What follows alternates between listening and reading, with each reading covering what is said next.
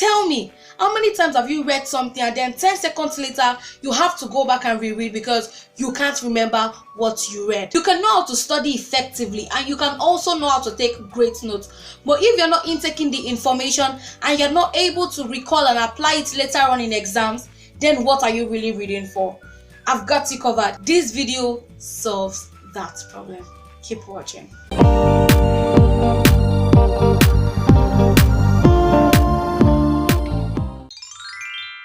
Hi everyone, what's up Clevy Nations? Welcome back to my channel. If you're seeing me for the first time, my name is Clevy and I'm all about sharing my experiences through medical school and life by giving you tips that has helped me each step of the way. So make sure you hit the subscribe button and the notification bell to get notified every single time I post a new video every Saturdays and 2 Wednesdays. If you're just tuning in, this is episode 4 of Ace Exams Like a Boss series. You already know that this whole series is dedicated to you and all your struggles with exams. So make sure you check out the rest of the episodes in the link in the description box. The whole series link is right there. And you can also check out the most recent episode by clicking right here.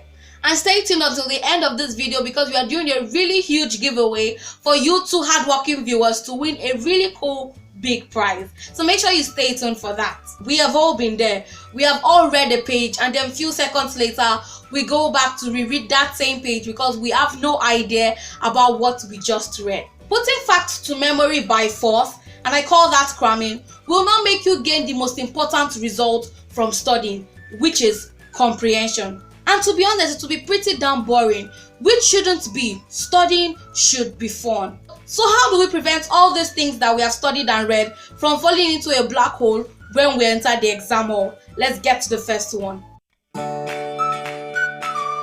Here's a fun fact. All new informations are stored in our short-term memory, and so if we don't repeat it or use it, we forget it very quickly. So to keep information in your head for a longer time, what you need to do, you need to keep it in your long-term memory. Clevy, which one is long-term memory again? How are we going to put things into our long-term memory? Let me tell you something interesting. Do you know that somebody actually sat down and of all the things researched about the brain and its mechanism till he brought out something called the forgetting curve? Wow! How cool is that? This person is a German psychologist and his name is Hermann Hebingers. This forgetting curve just shows how information is lost over time when there is no attempt to retain it. With what we've just learned about this forgetting curve, we can use it to our advantage. Remember that the curve shows us that information is lost over time when there is no attempt to retain it. What does that tell you? So when you learn a new thing and you want to memorize it quickly, I want you to do 4 things. The first thing, I want you to repeat it immediately after learning it. The second thing, I want you to repeat it after 15 to 20 minutes. The third thing, I want you to repeat it after 6 to 8 hours. And the last time, I want you to repeat it after 24 hours. That's after 1 day. When you repeat this information the way I'm telling you to, you're telling your brain that that piece of information is important and should be stored in your long-term memory, where you can retrieve it later on and use it in the exams hall.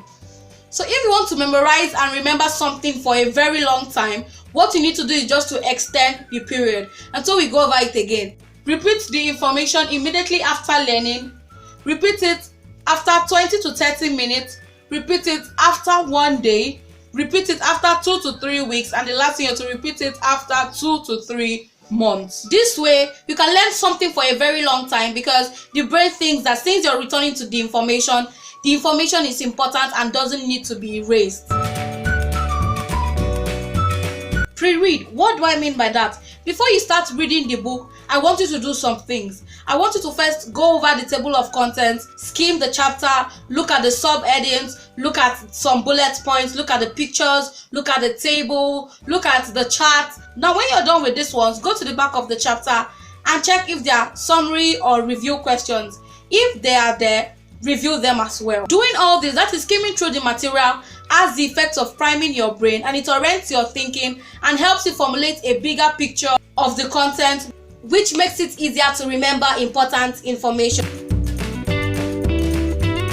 There's a well-known quote that says, if you can't explain something simply enough, you probably haven't understood it well enough. And here's another great person I want you to know. Richard Feynman was an American physicist who won a Nobel Prize for quantum electrodynamics. Yes, I know we're not talking about science right here, so let's skip that part.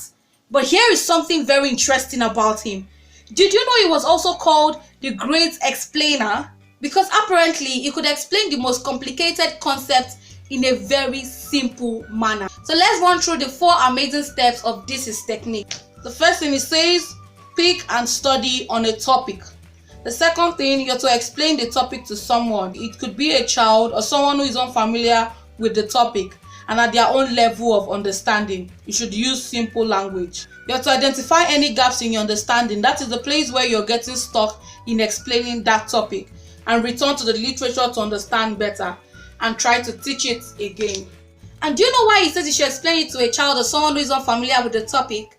It's because they will always ask why. This way you'll be able to remember 100% of what you read and studied.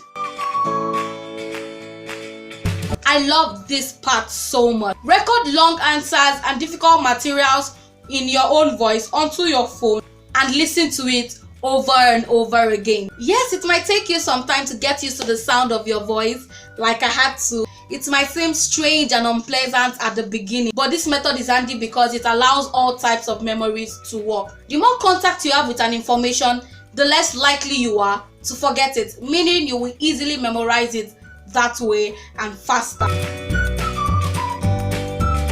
It has been scientifically found that when learning new things, information at the beginning and the ones at the end are the ones that are always likely to get memorized the best. So use this to your advantage. Sort out your information and put them in 3 parts. In the beginning, you have to put the most important information that you don't need to forget. The other important informations, put them at the end, and the ones that are less important and the ones that even if you forget, it won't matter, you can now keep it in the middle. This way, at least you know you've gotten the 2 most important informations you need to get. You and I already know that feeling we get when we are learning something new and we don't understand it. We look and feel very frustrated. And so another bad thing about even learning things that we don't understand is that when we forget one part, we can't continue, we can't go on. So what are you to do here? When you get a book and you want to read, ask yourself these few questions. Why am I reading this book? Not just that, what's my purpose? What do I aim to get at the end of the day after reading this book? What do I want to learn? What are my objectives of reading this book? When you're able to answer that, when you're reading, make sure you follow those objectives so that you will know that at the end of the day, you've understood the things you needed to understand. And when you're done with this, I want you to now use the Feynman technique. Remember the Feynman technique? When you explain it to someone in very simple terms, you will definitely understand it better. This way, you not only understand, it will be way easier to memorize all the details.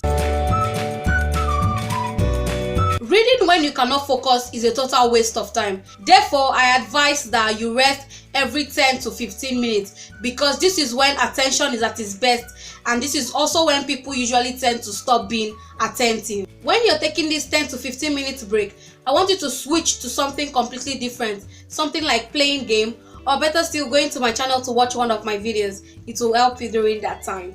Another thing you should be careful about is when you're about to learn something that is similar to what you've already learned. Interference theory suggests that similar memories get mixed up and become a mess. And so what are you to do? You have to take into consideration this interference theory, and whenever you want to learn something that is similar, we need you to take a long break. Now it's not going to be 10 to 15 minutes. After taking that long break, you're not going to come back and learn that new thing you want to learn.